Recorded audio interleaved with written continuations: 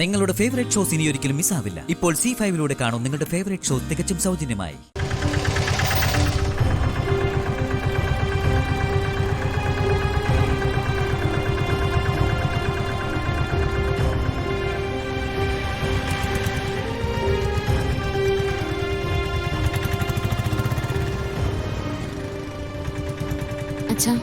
മോളെ, ഞാൻ നിന്നെ കാത്തിരിക്കുകയായിരുന്നു. എന്താ എന്താ കാര്യം? എനിക്ക് നിന്നോട് അത്യാവശ്യമായിട്ട് ഒരു കാര്യം പറയാനുണ്ടായിരുന്നു. എന്താ എന്താ പ്രശ്നം? മോളെ, നിന്റെ പേരിൽ ഞാൻ എഴുതുന്ന സ്വത്തുക്കൾ മുഴുവനും വിശാല് പ്രഭാവതിയുടെ പേരിൽ മാറ്റിക്കൊടുക്കാൻ പോവാണെന്ന് പറയുന്നു. നിന്റെ സമ്മതത്തോടു കൂടി തന്നെയാണോ അവനിത് ചെയ്യാൻ പോകുന്നത്? അത് എനിക്കറിയാച്ചാ. വിശാൽ സാറ് എന്നോട് ഇക്കാര്യം പറഞ്ഞിരുന്നു. എന്നിട്ട് നീ അതിന് സമ്മതിച്ചോ?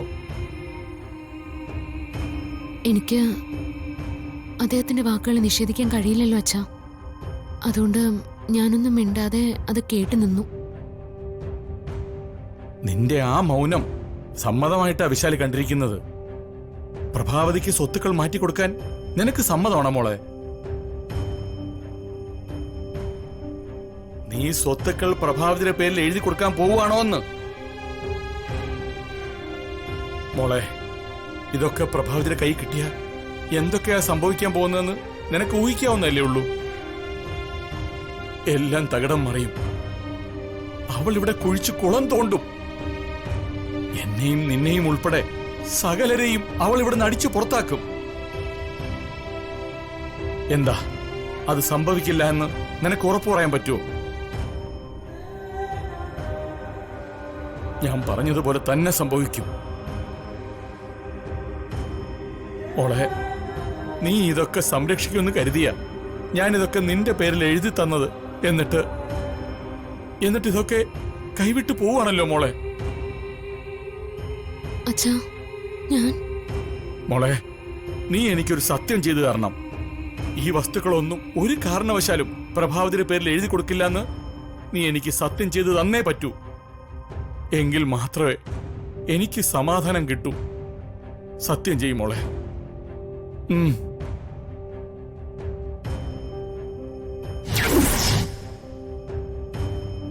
പ്രഭാവതിക്ക് സ്വത്തുക്കൾ കൈമാറില്ലെന്ന് നീ എനിക്ക് സത്യം ചെയ്തു താ.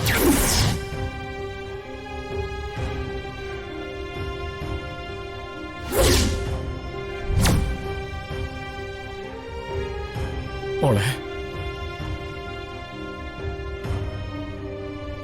അച്ഛൻ എന്നെ നിർബന്ധിക്കരുത്. വിശാൽ സാറിനെ നിഷേധിച്ചുകൊണ്ട്, എതിർത്തുകൊണ്ട് എനിക്ക് ഇക്കാര്യത്തിൽ ഒന്നും ചെയ്യാനാവില്ല. അച്ഛൻ എന്നോട് ക്ഷമിക്കണം.